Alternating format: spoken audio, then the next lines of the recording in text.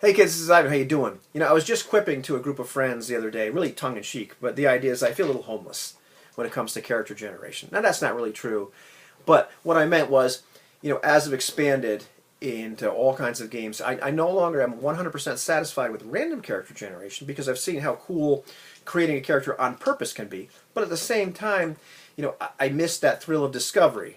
When you're just doing point buy, you don't have any kind of, I wonder who my character is, let me roll some dice and find out. And no, I have not done life path yet. I have not checked that stuff out, so be patient with me because that's on my list of things to do. However, I want to talk really fast about Ubiquity and how you can interject just a little bit of randomness, a little bit of discovery. Who is my guy? In the beginning of character generation before you start assigning all your extra points and whatnot to skills and talents and stuff and still get to create somebody on purpose. Now this method that I came up with is based very closely on a method for a fast creation of a D&D character that I found was introduced to by Hedgehobbit some years ago. And so here's how it works. In Ubiquity, characters have 6 attributes. They're very close to the 6 stats you might find in something like Dungeons and Dragons. So they're strength, dexterity, body, intelligence, willpower, and charisma. So you take these 6 stats, you assign a number to each one of them. So okay, 1 is strength, 2 is dexterity, etc. until 6 is charisma, right? And then what you do is you take a bunch of dice. You take 4 dice of one color, and you decide these are going to be your positive dice. And you take another die of a different color, that's going to be your negative die. Now generally what happens in Ubiquity and character creation is you have 15 points to spread around these 6 attributes. In reality, really what you're doing for the most part is you're assuming that your person is average, so they have a score of 2 in every single attribute, and then you have 3 points to play with, and you decide where am I going to put these to make them a little bit better at stuff. If you want to be really daring, you subtract a point from one of the attributes, and you may give it a 1, which is kind of dangerous because they're not very good at that anymore. And now you have 4 points to play around with. You decide, do I want to make my person really intelligent or whatever.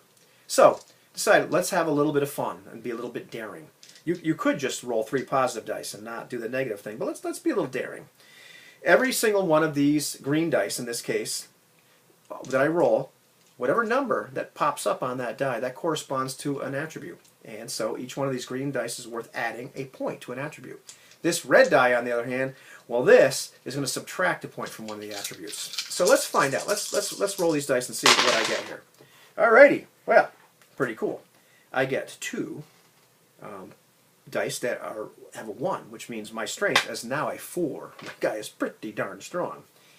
I've rolled a 2 on this negative die, and I haven't rolled any green dice to cancel out. So this guy does not have a great dexterity. He's somewhat clumsy. So I've subtracted. I have a 1 in dexterity. However, I rolled a 3 on one of these green dice, so he has a body of 3. I get to add a point. And finally, well, he's a smooth talker. I've rolled a 6, so his charisma is now 3. Pretty cool. Let's try one more person. Let's see who we get here. Alrighty. I have a cancellation. Rolled 1 on a red die, but I've also rolled a 1 on a green die. So my strength ends up being 2. It ends up being average. I've rolled a 2 on one of these green dice. I was pointing at me, so I had to turn around. And so I have a higher than average dexterity. My dexterity is 3. And I've rolled 3s on 2 of these other green dice, so my body is 4. My intelligence, my willpower, and my charisma for the second person, well, they're all average. They're all 2s. And so that's how the system works. It's really fast.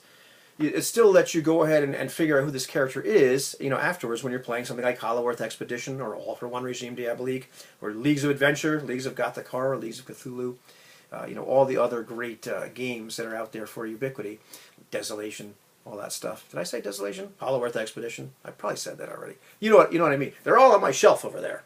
Great stuff. But that just allows you to interject just a little bit of randomness, so you have this discovery like, oh, I guess I have to build a character that's kind of like this. So there you have it. That's the thought for the day. What do you think?